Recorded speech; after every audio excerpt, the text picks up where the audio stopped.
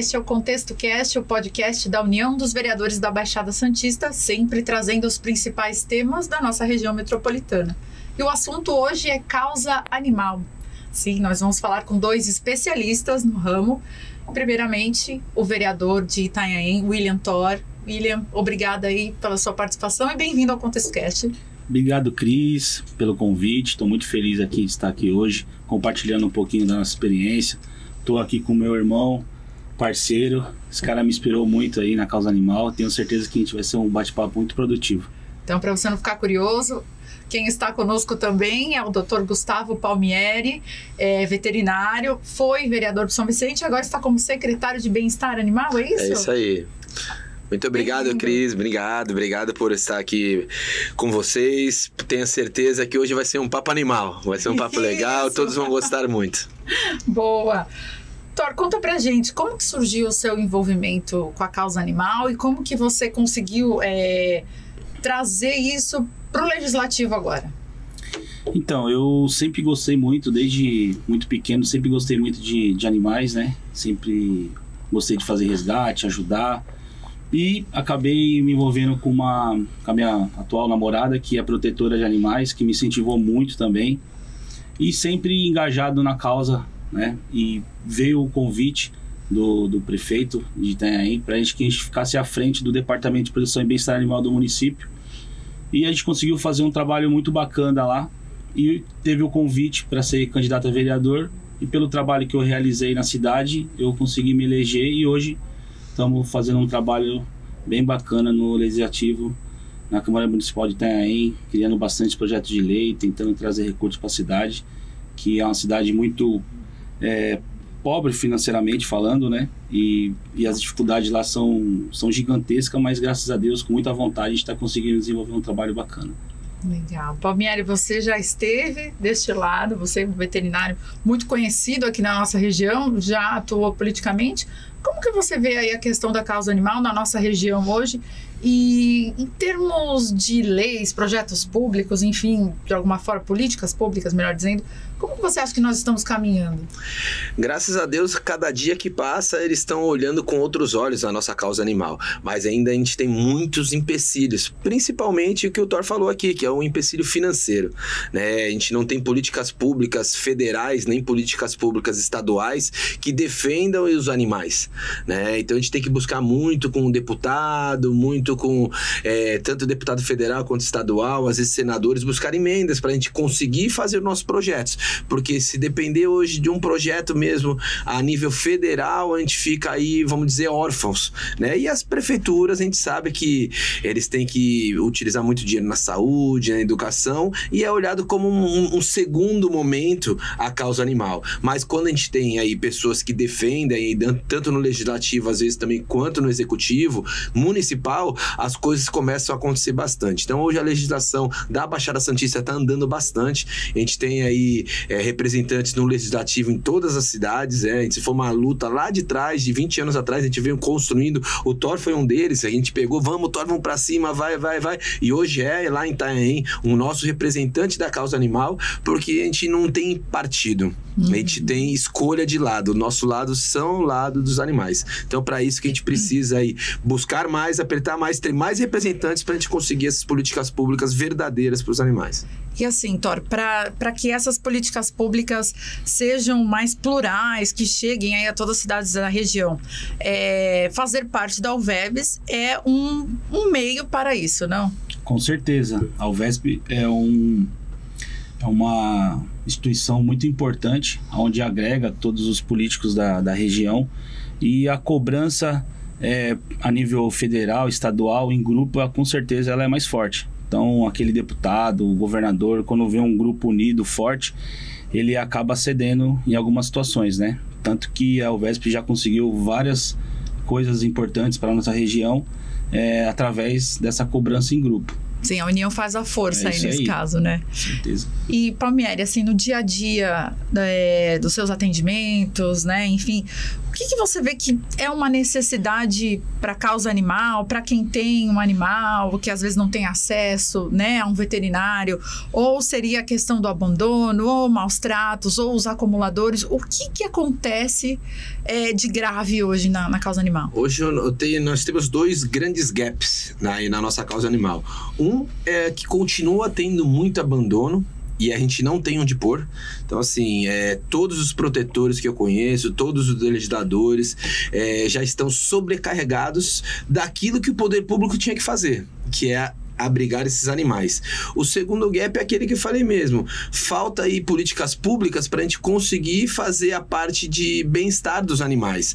O principal é um hospital público veterinário. Então, assim, hoje a gente não tem uma expectativa muito grande que Santos pode ser que tá já em formação, tudo, que a cidade, vamos colocar que é o centro da Baixada Santista, né? Mas eu precisava, pelo menos a Baixada Santista, hoje, que aí, com mais de 1,5 milhão de pessoas aqui, se você colocar isso aí e a quantidade de animais que tem junto com essas pessoas, a gente precisaria ter de 2 a 3 hospitais públicos veterinários de grande porte, igual existe na cidade de São Paulo, que ele é municipalizado, ele não é, mas aqui seria, os municípios eles não conseguem sozinho, então eles precisariam que o governo estadual fizesse isso, ou até o governo federal fizesse a política pública para ter o atendimento, porque hoje em algumas cidades tem um atendimento de pequena e média complexidade, mas de grande complexidade nenhuma cidade tem como atender. Então os animais sofrem muito com isso ainda, e se os animais sofrem, os tutores também que estão com esses animais sofrem juntos. Inclusive saúde preventiva do animal com também. Com certeza, né? Saúde única. A gente fala da saúde única, que é aquela saúde que é integrativa, tanto das pessoas quanto dos animais, né? Quem não tem hoje um animalzinho em casa, quem não dorme às vezes com o animalzinho. Exato. Antigamente, há 30, 40 anos atrás, todo mundo falava, né? Cão era para tomar conta de casa. Isso. E o gato era para caçar rato, né? Isso acabou, né? Hoje não. Hoje o cão e o gato, ele é um ente da família, né? Tem gente hoje que os filhos saem, casam, tudo, e quem é o filho dentro de casa? É o seu cachorrinho, é o seu gatinho. Então eles têm que ter esse acesso à saúde também, igual o ser humano tem. Os animais também necessitam ter esse acesso à saúde. Inclusive, Tora, a gente estava falando sobre isso nos bastidores, né? De que no futuro, né? Não no futuro, acho que hoje em dia mesmo tem famílias que escolhem não ter filhos, mas tem um pet, né? Com certeza, hein? Acho que toda residência tem um animalzinho. Acho que eles são perfeitos, assim, entendem muito bem, interagem muito bem com a família. Só pegando um gancho que o Dr. Palmieri falou, a situação de abandono ela é muito complicada, porque a gente depende do comportamento de pessoas, né? Pensando nisso, né, lá em Itanhaém, eu elaborei um projeto chamado Educa Pet Kids, que é falar de bem-estar animal nas escolas para as crianças. Legal. Se a gente conseguir colocar na cabeça dessas crianças que maltratar e abandonar animais não é legal, consequentemente o índice de abandono futuramente vai cair, porque o adulto não tem jeito mais, aquele cara só vai aprender sendo punido mesmo, e dificilmente você consegue punir porque a lei de maus tratos ela é muito branda, muito branda. E lá mesmo a gente atua no crime de maus tratos de apuração, e a gente já conseguiu levar algumas pessoas para a delegacia. Essas pessoas elas são presas e no outro dia elas são soltas. Às vezes a gente fica lá, né, Tora? A gente fica lá ainda fazendo flagrante, o cara vai embora antes da gente e a gente tá lá fazendo flagrante ainda. É um absurdo, absurdo. Então é complicado. Estamos evoluindo, mas precisa evoluir muito mais. É isso aí, Tora. Eu entendo que a educação é a base dos pilares para a gente acabar com o abandono. Não adianta a gente querer só hospital veterinário, não ter resgate, tudo isso. Isso é que a gente está com o problema na mão já. Sim. Então eu preciso parar com esse problema. Mas eu acho, a médio e a longo prazo, a educação é a base. Então a educação ainda mais com criança, parabéns pelo seu projeto, a educação ainda mais com criança, é aquela educação verdadeira que eles vão chegar em casa e cobrar os pais. Exato, porque a criança tem esse papel de multiplicador, isso aí, multiplicador. Chega em casa, pai, por que você tá com esse cachorro acorrentado aqui? Por que o nosso cachorrinho tá acorrentado? Eu aprendi no meu colégio que o cachorro não pode ficar acorrentado.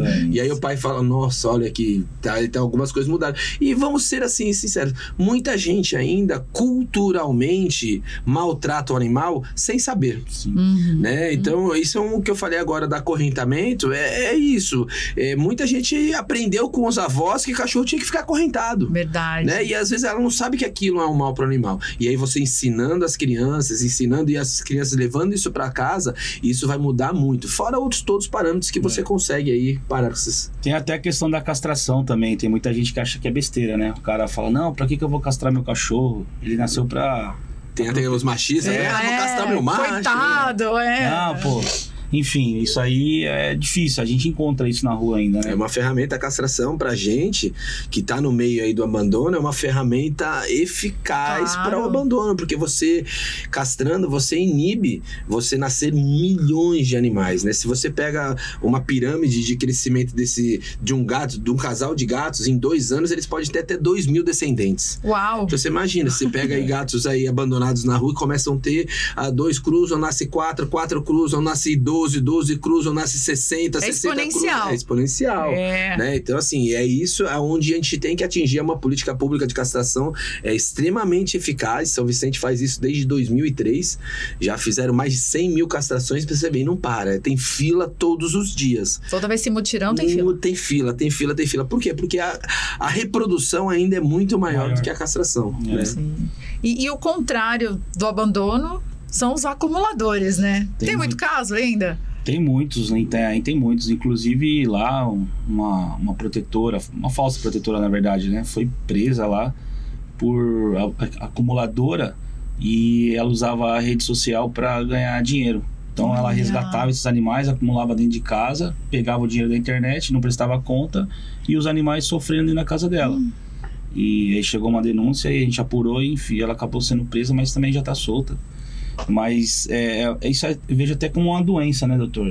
Com certeza, isso é um problema psicossocial, né, que não dá para ser tratado só como um acumulador de animais, mas muitas das vezes que a pessoa acumula animais, ela acumula outras coisas também, né, às vezes lixo, às vezes coisas, ela não consegue se desfazer, e aí você tem que fazer uma força-tarefa mesmo, né, juntar saúde, assistência social, saúde mental, assistência social, direitos humanos, proteção animal, tudo isso junto para você acabar esse problema. Mas é um problema bem recorrente, não só aqui na Baixada Santista, mas no Brasil inteiro, né? Um problema bem recorrente. Na minha cidade eu devo ter mais de 10 casos aí que a gente acompanha de perto, que a gente conhece.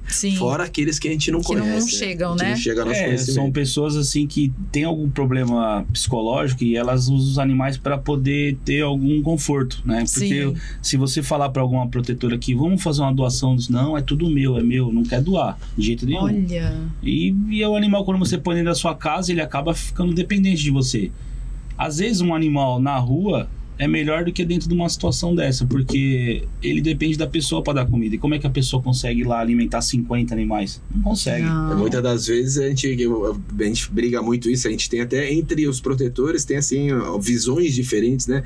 Que às vezes a gente prefere que o animal fique na rua, porque ele pode ter a chance de alguém adotar, uma pessoa boa, uma família boa adotar, e ele consegue ter a chance de buscar comida, buscar água, do ficar às vezes dentro de um abrigo de uma pessoa acumuladora que não dá condição. Você vê que são condições sub-humanas e sub-animais também. Exato, né? pro animal. Pro próprio animal também, né? Tanto que bem difícil. Tem a lei do cão comunitário, né, doutor, que permite o poder público, uma ONG, até a sociedade civil, pegar um animal de rua, castrar, vacinar, vermifugar, e depois devolver ele para aquele ambiente ali onde a própria comunidade cuida dele. Sim, acontece muito. Principalmente gatos são assim, né? O gato vai... Você ressocializa ele naquele próprio local.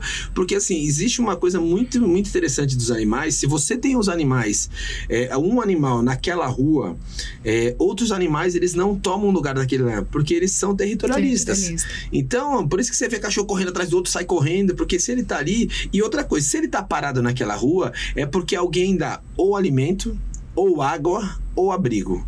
Porque se ele não tiver as 3 letras As, o que acontece? Ele vai buscar na outra rua. Sim. E se na outra rua ele não tiver, se na terceira rua ele for, alguém der água, alimento ou abrigo, ele vai ficar ali e vai ficar sempre por ali. Aquela pessoa às vezes não consegue colocar para dentro do lar, mas sempre vai ali, põe uma aguinha, uma comida na porta de casa, faz uma casinha. Muitos eu já vi casinhas na frente de casa, telhadinhos. Por quê? Para fazer o abrigo para o animal ficar ali.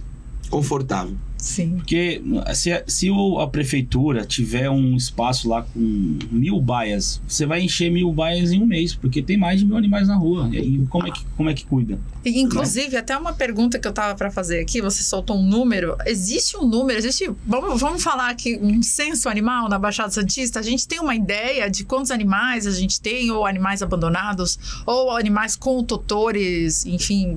A gente sabe isso? No Brasil... infelizmente não tem um censo assim exato, né? Eles dizem não só de rua ou de proprietários juntos, né? Mas a Organização Mundial da Saúde, ela diz que você pode pega a população de um local, divide por 3, é o número de cães. Tá.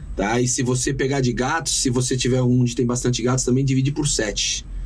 Né? Então, assim, você tem uma estimativa de quantos animais tem ali, mas não é nada certo, né? Algumas cidades do Brasil já se organizaram para isso, fizeram censo, aí você, em cima desse censo, você consegue fazer melhor as políticas públicas, né? Mas é muito difícil hoje, você sem recurso, você fazer um levantamento de censo. É difícil fazer para ser humano. Exato. Né? Você vê a última vez quanto tempo demorou o censo nosso aqui. Muito, depois da pandemia, parou, exato. tudo, não sei o quê. Imagine dos animais. Mas é uma coisa que a gente já buscou, a gente está apertando, a gente fez já grandes grupos de estudos no Brasil, né? A gente tem vários protetores que a gente se encontra em vários grupos, que a gente está tentando inserir dentro do censo mesmo do humano, também colocar os animais, mais perguntas. E fala, você tem cão? Você tem gato? Quantos cães? Quantos gatos? E isso traria uma maior leitura para a gente conseguir fazer as políticas públicas de verdade no Brasil. Que o censo que a gente tem hoje, por exemplo, a gente está tentando criar um censo. Depende da pessoa entrar dentro de um programa e cadastrar, mas a pessoa não entra.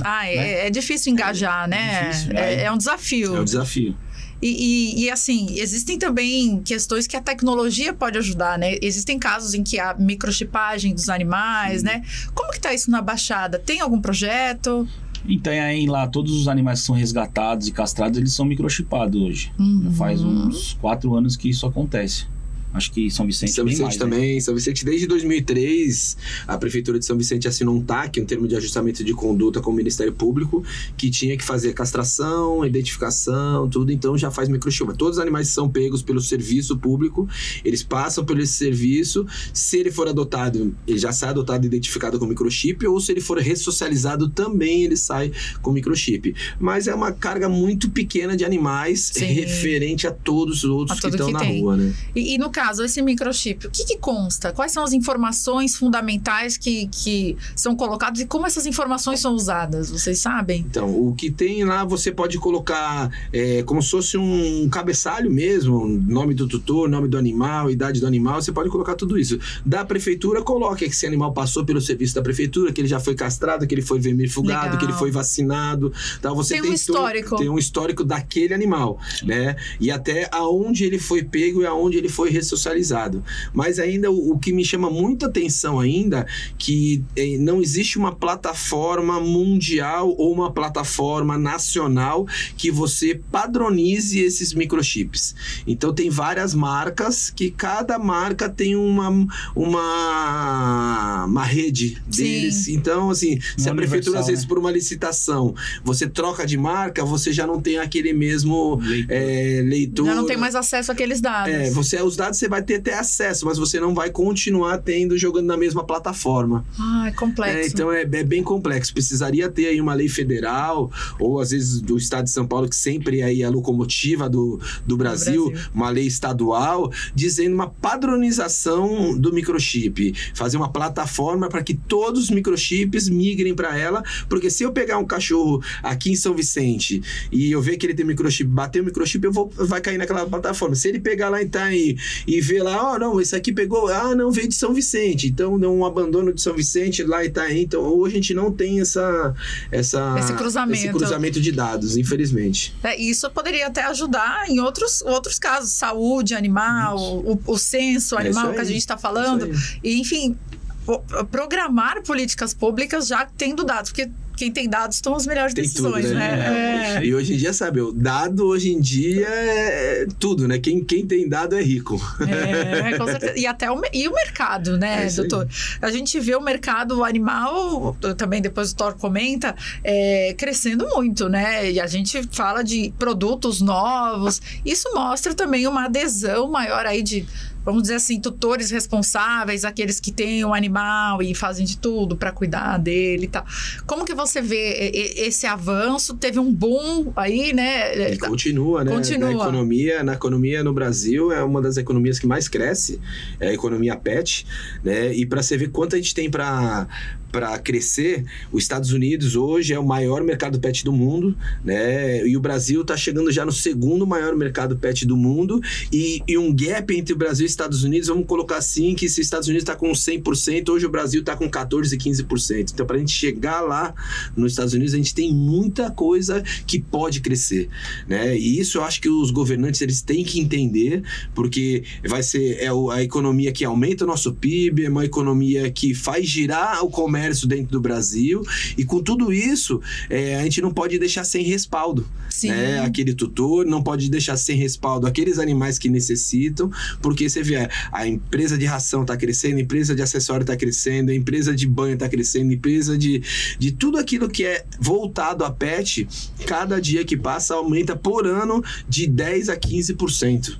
Então assim, é um mercado que está muito aberto ainda, muito aberto. E mostra a importância, então, das políticas públicas também, né, Thor? Esse dado mercadológico aí reforça, né? Com certeza, é mais um meio aí que as pessoas têm por onde investir, né? E crescer. Mas tem uma situação bem polêmica que é a questão da venda de animais, né, Sim, doutor? Com certeza. Tem gente que acha tranquilo, mas tem aquela frase, né? Não compre, adote. Porque... Teve até um tempo que o governador sancionou a lei, mas voltou atrás, né? A lei do Rafael Saraiva, né? Foi. Teve uma adendo no Madim que derrubou a lei, infelizmente. Que era um grande avanço aí para a causa animal, acabou retrocedendo, porque o mercado de venda de animais é um mercado bem cruel, né? Sim. Eu já vi alguns lugares assim de matrizes de fêmeas, né, que eles usam para procriar, que é bem triste, né? Eles usam mesmo e depois abandonam a fêmea na rua. Olha. Né? Infelizmente, eles lidam não como uma vida, né? O animal, eles lidam como um comércio. Quanto mais filhote ter, mais dinheiro ele vai ter e com isso ele vai ganhar mais. Produtor ali, produtor. Né? Então, quem mexe com causa animal, eu não conheço nenhum que é a favor, mas como todo laço de trabalho, tudo tem os bons e tem os ruins. Então a gente não pode colocar todo mundo dentro de uma mesma lógica, numa mesma linha, né? Eu conheço bons criadores que fazem da forma certa, tudo direitinho, mas a maioria não lida dessa forma. A maioria, então, o que falta? Falta a fiscalização. E a própria lei, né? Afinal, se ela foi derrubada também, como que, né? Por exemplo, tudo bem, a pessoa pode comprar o animal, embora não seja o ideal, né? Porque... Poxa, o animal tá ali, se a pessoa quer um animal... Mas tem essa coisa, né? Da grife do animal, né? Vamos falar. Infelizmente, ainda tem essa grife, mas eu vou falar para todo mundo.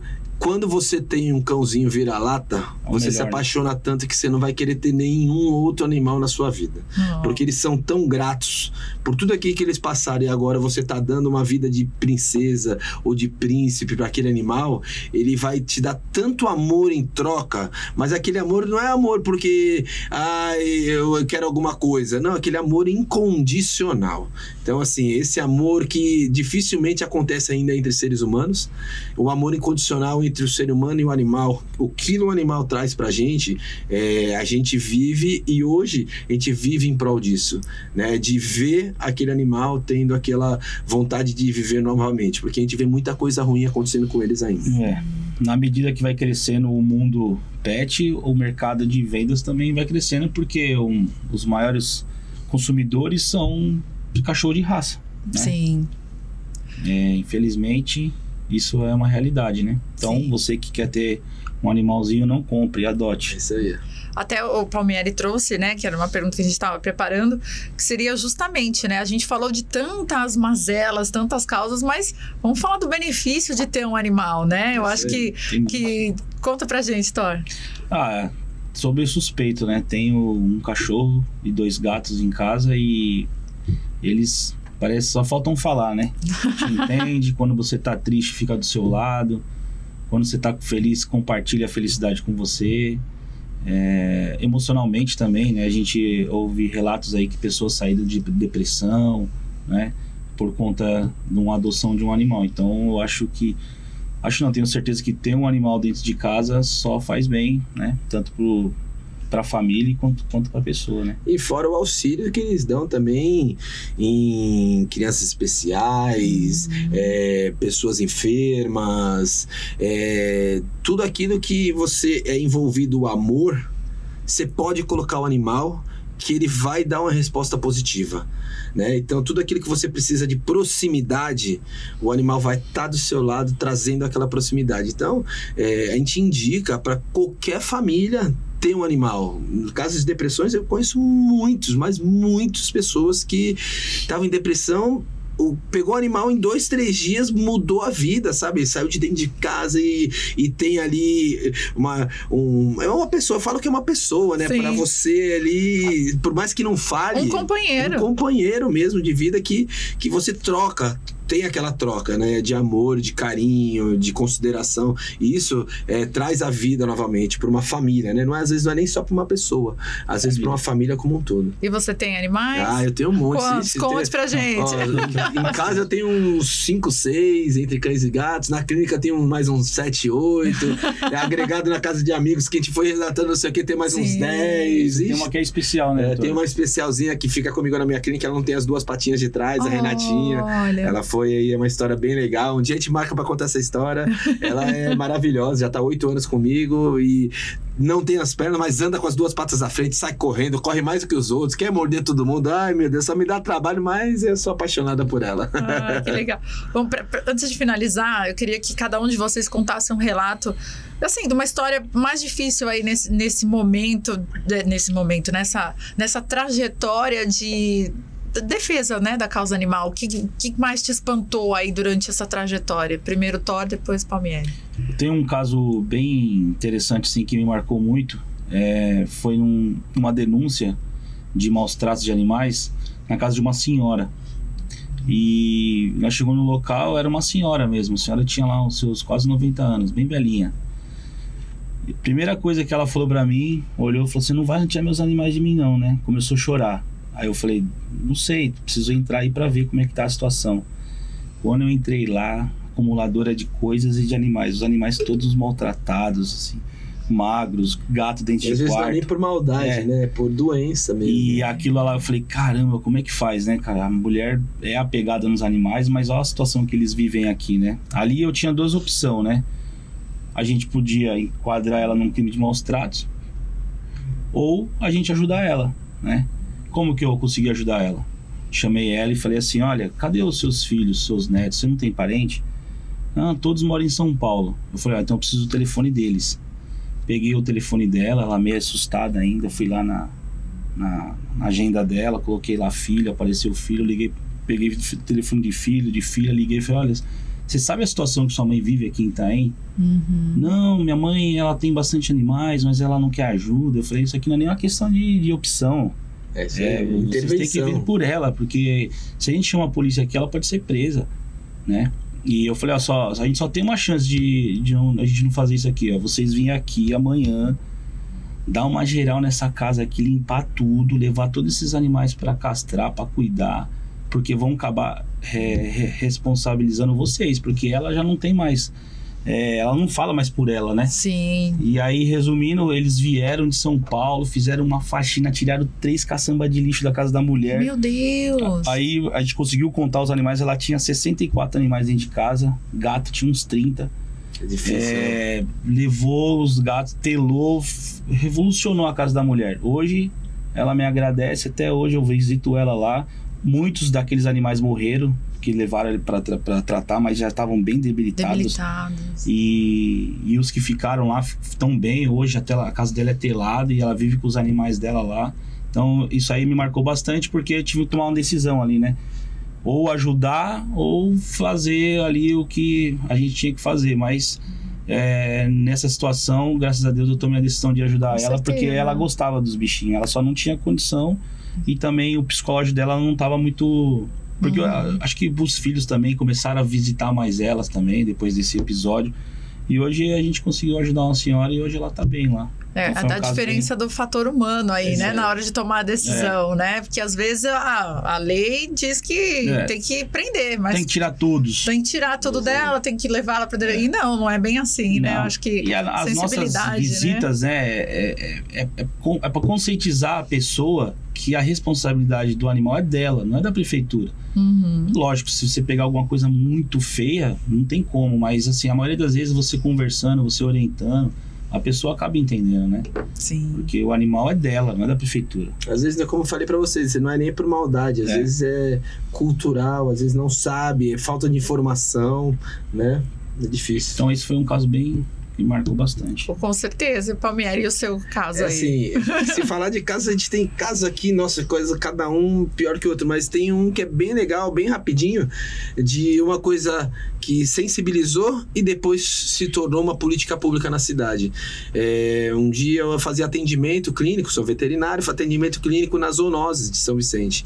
E aí eu vi uma senhora que chegou lá, a zoonose é bem a área central da cidade, né?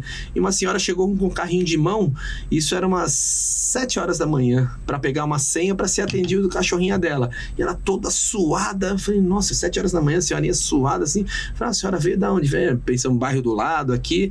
Ela veio de um bairro que estava quase 8 quilômetros daqui. Ela falou que tinha saído 4 horas da manhã da casa dela para passar o cachorrinho dela que estava doente, estava quase morrendo, em consulta. Isso foi uma coisa que me marcou demais. Na hora que eu vi, eu falei, pensei comigo, pô, eu tô fazendo isso, mas as pessoas também precisam de ajuda porque os animais precisam de ajuda. Isso ficou marcado na minha cabeça por muitos anos.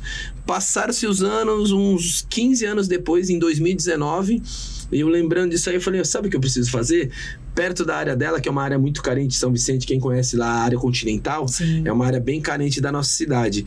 E precisava ter uma política pública de atendimento lá. E aí, brigando, eu era secretário de Bem-Estar Animal e Meio Ambiente, consegui um imóvel lá da prefeitura e tal, conversei com o prefeito, vamos fazer uma unidade básica de saúde animal? Não existia no Brasil em lugar nenhum. É igual uma unidade básica de saúde de gente. Falei, pô, vamos montar uma unidade básica de saúde animal? O prefeito falou, vê aí, se arrumar como fazer, se arrumar gente que vai fazer. Falei, tá bom. A gente tinha um fundo municipal de proteção animal, a gente conseguiu comprar as coisas, montamos, reformamos tudo e montamos a UBASA, que é a Unidade Básica de Saúde Animal. E quando a gente inaugurou lá, foi em novembro de 2019, eu contei essa história dessa senhorinha, que me marcou e que fez aquilo acontecer. Hoje já estamos em 2025, hoje a UBASA faz a média de 1.200 atendimentos por mês, né, entre pequenas e média complexidade, cirurgias, atendimentos, retornos, vacinação. Então, assim, é uma política pública que ficou para a cidade. Hoje ela tá lá por causa daquela senhorinha lá de trás, lá que estava com o seu animal doente. Ah, que legal. Bem bacana. Nossa, muito bom. Quero agradecer, a gente vai chegando ao final. Thor, muito obrigada por trazer suas experiências também e por levantar essa bandeira aí da causa animal, que é tão importante aí pra gente. Eu que agradeço, Cris. Obrigado aí pelo convite. Obrigado, doutor, por aceitar também, né? Tinha que trazer um convidado, não podia ser diferente, doutor. Sou suspeito em falar desse cara aí, me ajudou muito, me incentivou muito e me ajuda até hoje. Então, ninguém chega a nenhum lugar sozinho. Então o doutor é um parceiro aí que a vida me deu aí, que a causa animal me deu, na verdade, né? Que eu conheci ele através da causa animal. Legal, Palmieri, muito obrigada aí por trazer tanto conhecimento aí pra gente hoje. Eu que agradeço, Cris, agradeço todo mundo da UVEBS. Tenho certeza que se a gente se juntar principalmente os parlamentares, todo mundo, a gente consegue forçar a barra para conseguir as políticas públicas necessárias para os animais. Então, hoje, nosso presidente aí é um defensor da causa animal. Então, um abraço, Cadu Barbosa aí. É um cara que aprendeu com a gente também, discute com a gente muito a causa animal e luta todos os dias para isso. Então, tenho certeza que a UVEBS aí vai estar sempre aí nas pautas da causa animal e eu agradeço a todos. Obrigada e agradeço você também que nos acompanhou até aqui. Esse foi mais um episódio do Contexto Cast, o podcast da União dos Vereadores da Baixada Santista, sempre disponível no canal da UVEBS, do YouTube e nas outras redes sociais. Até a próxima.